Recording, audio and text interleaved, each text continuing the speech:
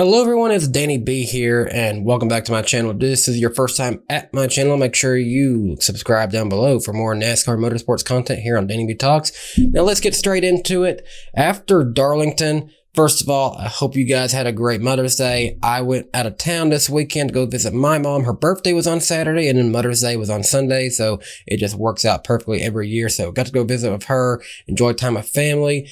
But with that being said, I only got to see parts of the race. So that's why I didn't have no big race review video. But what I can talk about is the fact that NASCAR fans, love it or not, we love to stay angry. That is true. Even those who say that they are so mad and that NASCAR died in 2001, even all those folks, they still love it enough so they can stay continuously angry about NASCAR. And here's what I'm talking about. We have a few different things that happened this weekend. First of all, William Byron and Joey Logano. I did get to see the finish, obviously, and my thoughts on it, Joey kind of robbed us of a good finish there. I felt like Joey was definitely faster than William Byron in the closing laps. He was going to win that race, I think, regardless. But he didn't have to lay into William Byron in the way he did.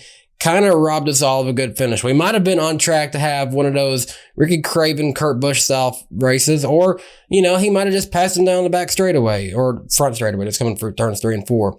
But, you know, I think he was going to win that race no matter what. I just think it could have been a little bit nicer. But I'm not as mad as William Byron was. Now, my good friend Noah Lewis, you see him all the time on Twitter and YouTube. Make sure you go subscribe to Noah Lewis if you're not below. His link will be down in the description of this video. But he and his colleague, Peter Strada, they always do a great job of being at pretty much every race. And they go out and they get some good behind the scenes content as reporters. Noah put out a video on Twitter, and he wasn't the only reporter around there. I think there was a couple others who also filmed it, but his particular video went viral. It caught William Byron using the F word in a private conversation with Jeff Gordon. And, you know, that's not on TV, and, you know, it's not being published out there to folks on TV. I mean, I think, Denny Hamlin has dropped F-bombs before in similar situations. I don't remember if he said it about Alex Bowman on TV per se, but I think he definitely used it in other conversations regarding what happened to Alex Bowman at Martinsville in 2021. But, you know, William Byron in a heated moment used an F word in regards to how he felt about how he was raced with Joey Logano. And, you know, it had surprisingly a lot of people mad online. They thought that William Byron should be fined for using the F word. And, you know, I hate to say this, I have heard so many drivers use an F word when there isn't a TV camera of Fox or NBC in front of their face. And think about Richard Petty, one of the greatest of all time. In his final race, he was quoted saying, "Get the fire extinguisher." You know what I'm implying there. So, you know, NASCAR drivers are going to swear, whether you like it or not. They're not all the PG friendly, you know, superstars that we see them on TV to be. So William Byron, and, you know, maybe it's people up in arms because of, you know, having a, you know, Christian University and Liberty University as a sponsor. Maybe they're just all up in arms for that reason.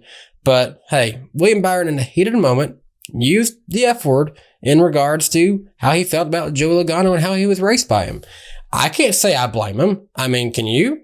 How would you feel? You just was on track to get your third win of the year, and, you know, you would have had the points lead over Ross Chastain at that point, and then you get took out by just, you know, someone bumping you into the wall, and not only did you just get wrecked for the win, but now you don't even get the finish you deserve. You get, like, what he finished 20th, something like that. It was bad. He should have been arguably like a second or third place car after being passed by Joey Logano. But no, he got a horrible finish because of how he was raced by Joey Logano.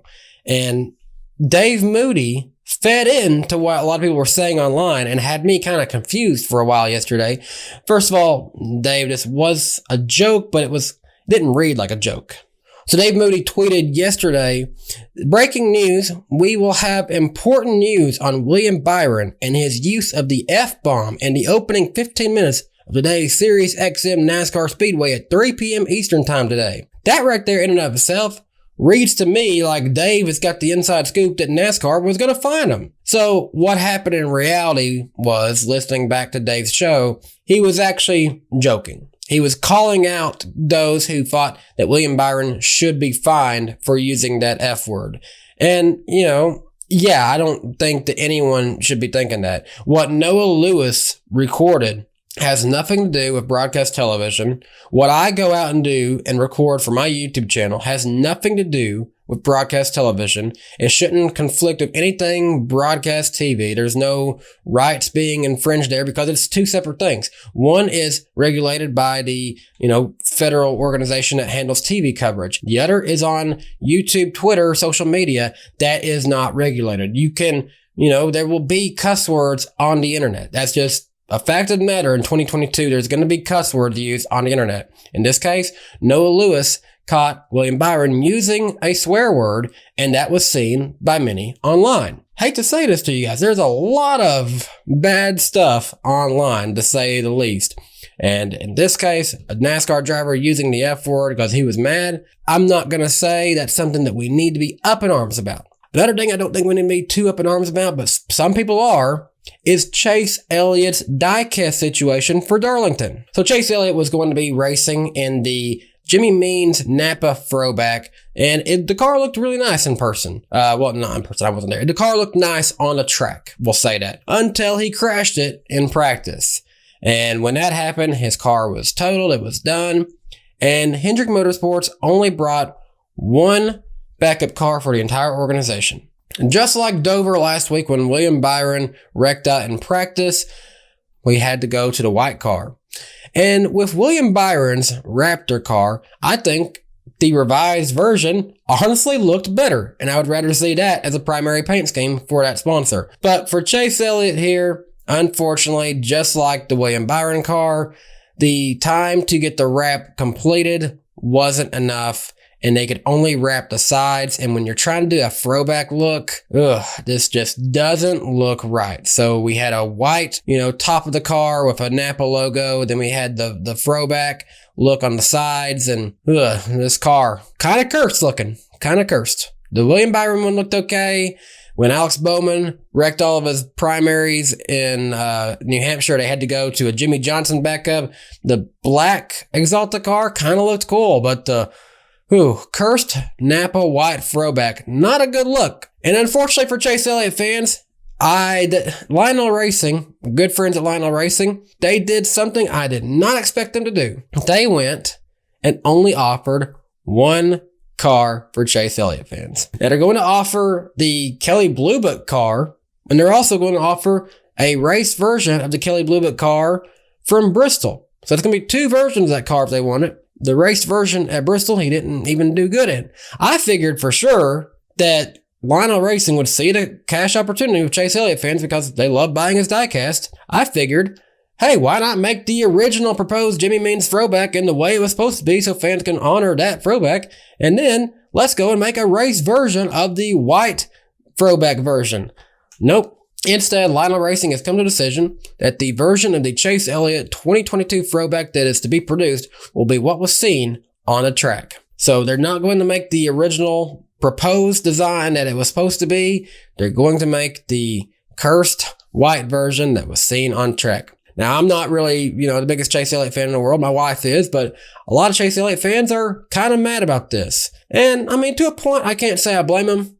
But at the same time, I don't think they should be too mad because of the fact that they'll literally make every Chase Elliott diecast. Hey, I'm sorry about this version not going away. Some of y'all want it. But at the same time, I root for a guy who, doesn't have too many different paint schemes. There's not too many different, designs to have of him. I don't know. Maybe I'm being selfish here, but y'all don't need every single diecast that's ever made for him. So, I'm surprised because I really thought that they would make both versions, but this is what we're seeing. But the point remains, though, that people are up in arms over this. They're up in arms over William Byron using an F word. NASCAR fans just love to stay angry. Even me. Last week, I was really angry about the whole Justin Marks situation with the Skull car.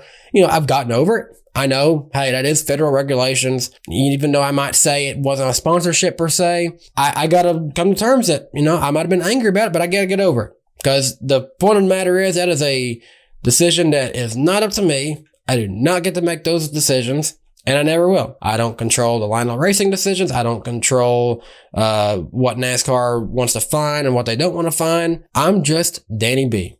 NASCAR fan first, and trying to cross that bridge between fan and media member, whatever this YouTube thing is turning into. But let me know what your all's thoughts is down below. Are NASCAR fans just too angry? What do you guys think? Is there reason to be angry in all of this? Again, the comments is a place for discussion. Leave your discussions down below. Leave a like on this video. Subscribe to my channel for more NASCAR content here on DannyBTalks. And until next time, I hope you guys have a great day. Bye, guys. Hey, race fans. Thanks for watching this video from DannyBTalks. If you're new to my channel, please be sure to hit subscribe and click the notification bell so you never miss another video from my channel.